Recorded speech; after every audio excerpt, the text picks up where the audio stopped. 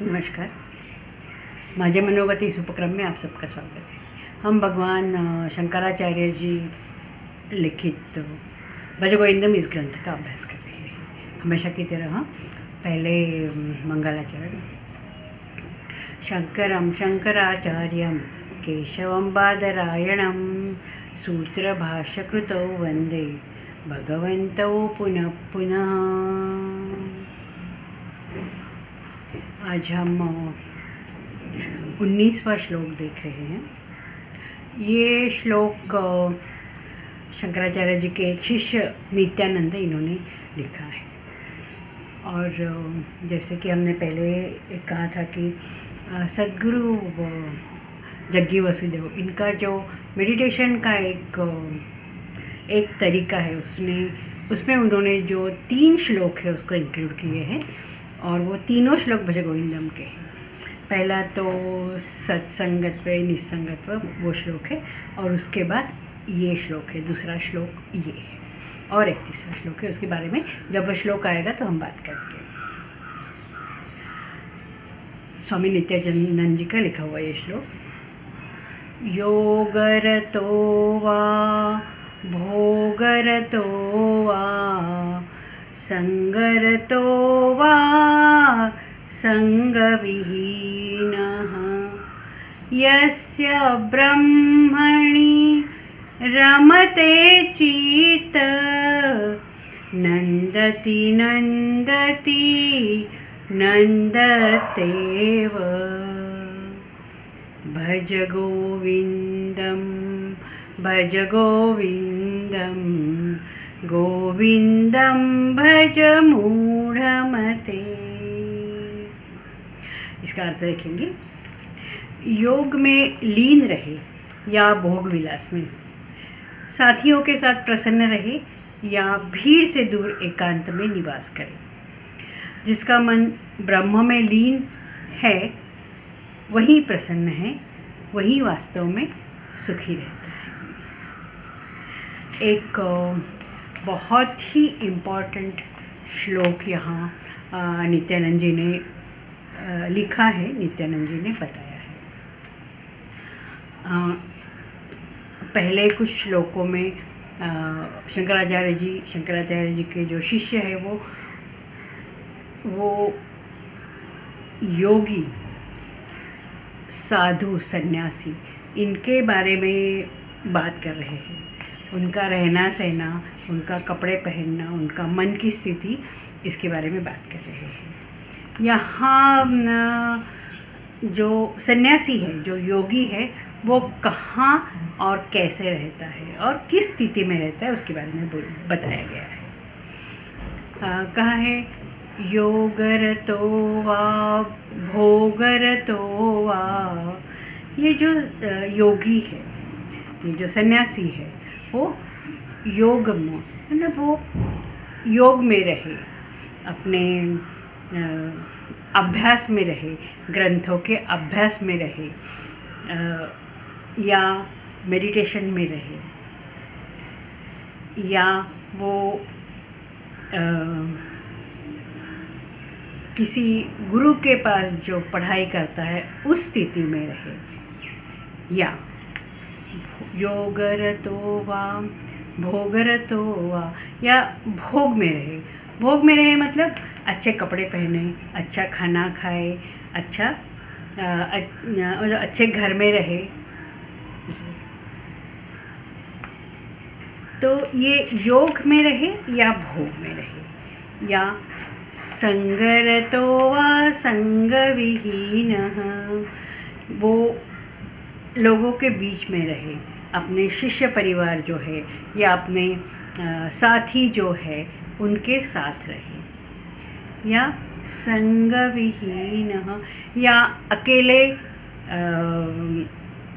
रहे, अकेले अपने हिमालय में जाके रहे, या अपने रूम में अकेले रहे। तो किसी लोगों के साथ में रहे या किसी लोगों के बिना रहे। यस्य ब्रह्मणि रमते चित्तम, जिसका चित्त जो है, जिसका चित्त ऐसे सन्यासी का, ऐसे योगी का चित्त जो है, यस्य ब्रह्मणि, ब्रह्मणि जिसका चित्त जो है वो ब्रह्म में रमता है, हमेशा ब्रह्म के बारे में बात करता है। नंदति नंदति नंदतेव, वो प्रसन्न रहता है, सुखी रहता है और वास्तव में सुखी रहता है। इसके लिए नंदति नंदति नंदति 3 बार कहा है उन्होंने, पक्का उसको फॉर्म करने के लिए। तो ऐसे जो साधु है, ऐसे जो सन्यासी है, ऐसे जो योगी जो है, इसके मन का जो, इसका मन किस तरह से होता है, वो किस तरह से रहता है कहीं भी रहे, तो इसके बारे में इस श्लोक में पूरा डिटेल में बताया गया है।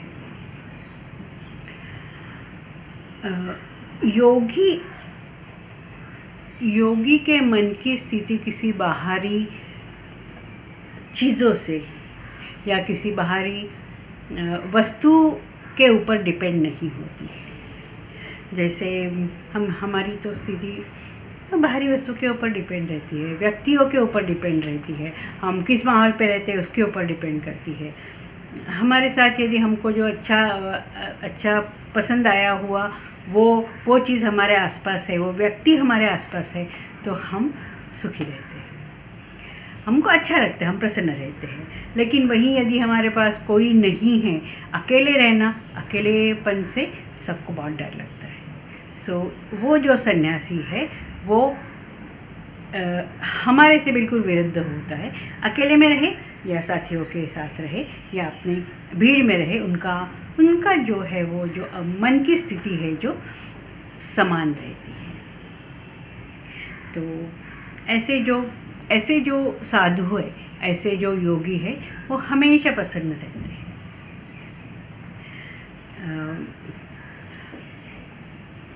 और आगे मतलब पहली पंक्ति में लिखा है कि योगरतो वा भोगरतो वा। योग तो ठीक है, मेडिटेशन में वो सन्यासी हो, वो ज्ञानी पुरुष हो, योगी हो, तो मेडिटेशन में वो उतना ही सुखी रहता है। कुछ पढ़ाई कर रहा है तो उसके मन की स्थिति वैसे ही होती है, ग्रंथों का अभ्यास कर रहा है तब भी उसकी स्थिति ऐसे ही होती है। भोगरतो वा, या वो भोग कर रहा है। भोग का मतलब वो जो मटेरियल जो वर्ल्ड है, मटेरियल जो वस्तु है उसके साथ है, तो भी उसकी मन की स्थिति वैसे ही होती है।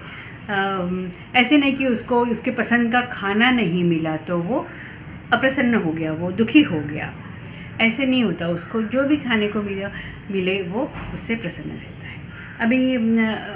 अभी पहले या अभी भी सन्यासी जो है वो भिक्षा के लिए जाते हैं। अब भिक्षा के लिए जाते हैं, भिक्षा उनको क्या मिलने वाली है, वो आगे का जो आदमी है उसको क्या खिलाने वाला है उनको पता नहीं होता है। लेकिन जो भी वो लाए, ये जो योगी है वो प्रसन्न मन से खाता है, उसका कोई चॉइस नहीं होता है कि यही चाहिए। तो ये सिद्ध पुरुष, ये योगी पुरुष, इसके लिए प्रसन्न आनंदी रहता है, क्योंकि उसका मन जो है वो समसमान रहता है, उसका मन जो शांत रहता है। और हमारे जैसे ले तो इसमें सब्जी में थोड़ा नमक कम हो गया, नमक ज़्यादा हो गया तो हमारा तो मूड जाता है, हमारा मन दुखी हो जाता है, हम अप्रसन्न हो जाते हैं, क्योंकि हमारा जो मन है वो अशांत हो जाता है कि नमक ज़्यादा हो गया, अब इसकी टेस्ट नहीं लगेगी, ये पर्टिकुलर सब्जी की टेस्ट नहीं आएगी। और इस हम टेस्ट के पीछे दौड़ते हैं, इसके लिए हमारा मन जो है वो अशांत हो जाता है। तो अशांत मन में कहाँ सुख होता है। भगवद गीता में 2 अध्याय में कहा है कि अशांतस्य कुतः सुखम्, जिसका मन अशांत होता है उसको कहाँ सुख है, उसको सुख नहीं है। अभी जो सिद्ध पुरुष होते हैं, सिद्धि होते हैं, योगी होते हैं, सन्यासी होते हैं, वो उनके आसपास सब लोग हैं बहुत सारा उसके पास शिष्यगण है, या वो किसी सभा में वो भाषण दे रहे हैं, उसके सामने इतने सारे लोग हैं और ये भाषण दे रहे हैं, संगरतो वा, तो भी वो प्रसन्न रहता है, तो भी वो खुश रहता है, क्योंकि उसका मन जो है वो भीड़ में भी उसका मन जो है वो शांत है, अशांत नहीं है। या संग विहीन हो, सब लोग छोड़ के चले गए, कोई साथ में नहीं है, शिष्य जो है वो छोड़ के चले गए, सब लोग हैं वो छोड़ के चले गए किसी कारण से, फिर भी ये सन्यासी संग विहीन, उसके पास कोई नहीं है, असंग, वो लोगों के साथ नहीं है, फिर भी वो प्रसन्न रहता है, क्योंकि वही कारण वही है कि उसका मन जो है वो शांत रहता है। अभी इसके बाद तीसरी पंक्ति में जो नित्यानंद जी है, वो ये पूरा जो श्लोक का जो है वो जीस्ट कहेंगे, उसका जो अंडरलाइन जो किया है वो बताते हैं कि यस्य ब्रह्मणि रमते चित्तम, कहते हैं कि ये वो सिद्ध पुरुष की, सन्यासी की, योगी की जो मन की स्थिति है वो इसके लिए है कि उसका मन जो है, उसका जो चित्त जो है वो ब्रह्म में रमता है। हमेशा उसके मन में एक ही विचार है कि ब्रह्म जो है वो ब्रह्म मुझे पाना है, या मैं ब्रह्म के पास हूँ, या जो शांति है या जो आनंद है वो ब्रह्म में नहीं है, संग में नहीं है, संगविहीन में नहीं है, योग में नहीं है, भोग में नहीं है। तो जब उसका जो मन है वो 24/7 ब्रह्म में रमता है, इसके लिए वो शांत रहता है। बाहर की जो सुख है, बाहर के जो मटेरियल वर्ल्ड का सुख है, जो इंद्र का सुख है, इंद्रियों का सुख है, वो सुख के उसको कुछ लेना देना नहीं है, मतलब उसमें उसको सुख दिखता ही नहीं है। उसमें उसको जो सुख अनुभव जो है हम अनुभव करते हैं, वो सुख अनुभव नहीं करता है। यहाँ चौथी पंक्ति में नित्यानंद जी कहते हैं, नंदति नंदति नंदतेव। एक्चुअली जो नंदति है, नंदति मीन्स उसमें वो रममान रहता है, नंद रहता है, आनंद में रहता है। इस पंक्ति को हम ऐसे भी कह सकते हैं, आनंदति आनंदति आनंदतेव। हमेशा आनंद में रहने वाला वो सिद्ध पुरुष होता है, क्योंकि उसका कोई भी चीज़, कोई भी उसका जो कोई भी उसका शरीर या मन या चित्त जो है वो किसी के ऊपर उसको डिपेंड नहीं है। वो अपने आप में अपने ब्रह्म के ऊपर उसका जो आनंद है वो डिपेंड होता है। यहाँ ये जो भोगरतोवा, ये शब्द जो है वो इसके ऊपर शायद कोई आपत्ति भी ले सकता है कि वो सन्यासी है, वो योगी है, वो साधु है, वो भोग कैसे कर सकता है, और इसका मतलब ये है कि उसको भोग करने की छूट है, या तो ऐसे तो कोई भी उठ के कहेगा कि मैं साधु हूँ, मैं योगी हूँ और मुझे छूट है सब भोग करने की, मैं कुछ भी कर सकता हूँ, जो मुझे चाहे वो भोग में कर सकता हूँ। लेकिन यहाँ शंकराचार्य जी अपने कमेंट्री में बहुत अच्छी तरह से बताते हैं कि ये जो अधिकार है सिद्ध पुरुष का, सन्यासी का, योगी को ये अधिकार दिया है क्योंकि वो इस अधिकार के लायक है। जैसे कभी ऐसे हो गया, किसी हत्या के आरोप में किसी आदमी को फांसी की सज़ा हो गई, और वो फांसी की सज़ा पक्की हो गई, लेकिन वो जो फांसी की सज़ा हो गई इसके लिए राष्ट्रपति जो है उनका जो डिसीजन है वो फाइनल होता है। राष्ट्रपति जो है उनको ये अधिकार दिया है कि वो फांसी की सज़ा से मुक्त करे और उसको आजीवन कारावास दे दे, या तो फिर उसकी जो फांसी की सज़ा है वो वैसे ही बरकरार रखे। लेकिन ये जो राष्ट्रपति को ये जो अधिकार दिया है वो इसी के लिए है कि वो राष्ट्रपति है जो उस लायक है कि वो इस किसी भी केस में वो दोनों तरफ से विचार करके उसको निर्णय दे सके। कोई भी दूसरा जज या कोई भी दूसरा मंत्री या कोई भी वो नहीं ये निर्णय ले सकता, सिर्फ राष्ट्रपति जो है वही निर्णय ले सकते हैं। तो इस तरह से जो सभ्य है, जो भद्र है, जो न्याय जानने वाला हो, उसी को ये अधिकार दिया जाता है। और वैसे ही ये अधिकार जो है भोग करने का वो योगी सिद्धि पुरुष को देते हैं। जैसे शंकराचार्य जी ने यहाँ एक और उदाहरण दिया है कि एक कोई बिजनेसमैन है या कोई इंडस्ट्रियलिस्ट है, वही वो अपने पुत्र को अपने बिजनेस का पूरा जो कारोबार वो सौंपता है या अपनी तिजोरी की जो चाबी जो है वो देता है, लेकिन वो उस पुत्र को वो चाबी तब देता है जब उसको लगता है कि जो पुत्र जो है वो इस लायक हो गया है कि ये पूरा बिजनेस है, ये चाबी जो है वो ये जो की है वो अच्छी तरह से संभाल सके। और वो इतना इमेच्योर नहीं है कि वो जो उसके पिताजी ने जो पैसा उसने अर्न किया है, वो जो पैसा है या वो जो पोजीशन है या वो जो इंडस्ट्री है उसको अच्छी तरह से संभालेगा, बल्कि उसको आगे बढ़ाएगा।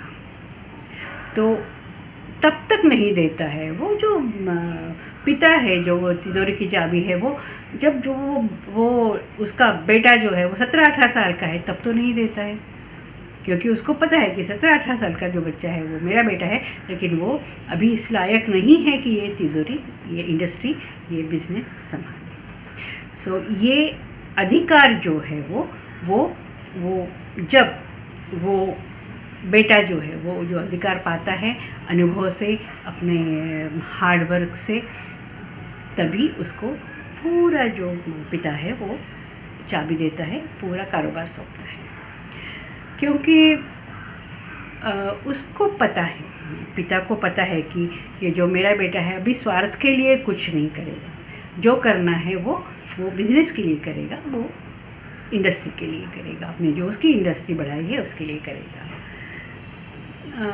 वैसे ही ये सिद्ध पुरुष को जो है वो ये छूट दी है, वो अधिकार दिया है, क्योंकि सिद्ध पुरुष जो है वो कोई भी योग है, भोग है, संग रहित है, वो कोई भी स्वार्थ के लिए नहीं करता है। वो जो करता है वो जनमानस के लिए करता है, ब्रह्मज्ञान पाने के लिए करता है, आत्मज्ञान पाने के लिए करता है। और उसको पता है कि ये जो बाह्य जगत है वो उसको एक उदाहरण के तौर पे वो अपने आप को रखता है, और इसके लिए उसको अधिकार भी दिया है, और बाकी लोग हम जो जैसे कहेंगे उसको छूट दी है। अभी इतना होने के बाद जो सिद्ध पुरुष है, जो योगी है, वो इस लेवल पे पहुंचा है कि उसको वो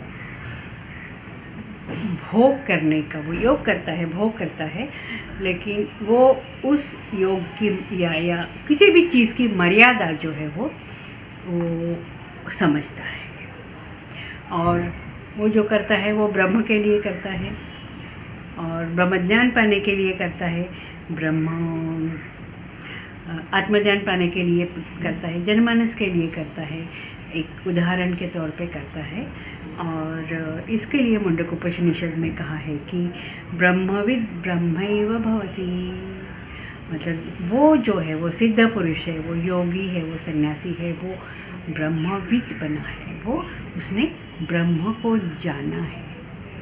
इसके लिए वो ब्रह्म की मर्यादा जानता है, योग की मर्यादा जानता है, भोग की मर्यादा भी जानता है।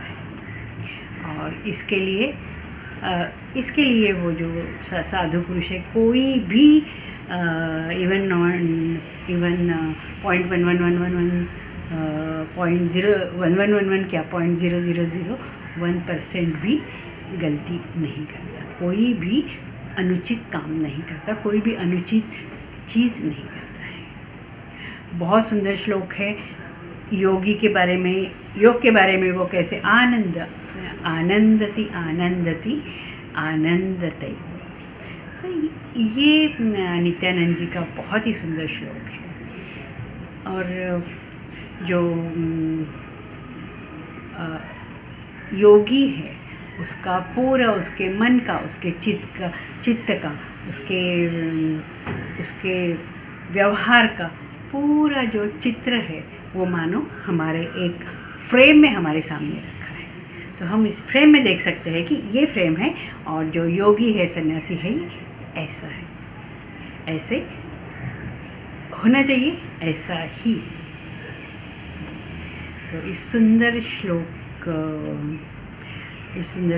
है वो मेडिटेशन के लिए बहुत इसका उपयोग होता है। बहुत मेडिटेशन के लिए बहुत ज़्यादा उपयोग होता है। और ये श्लोक कहते कहते हमें हमारा जो मन जो है वो मेडिटेशन में एक पर्टिकुलर लेवल पे, एक पर्टिकुलर स्तर पे हमको लेके जाता है। आज हम यही रुकते हैं, अगले क्लास में अगला श्लोक। नमस्कार।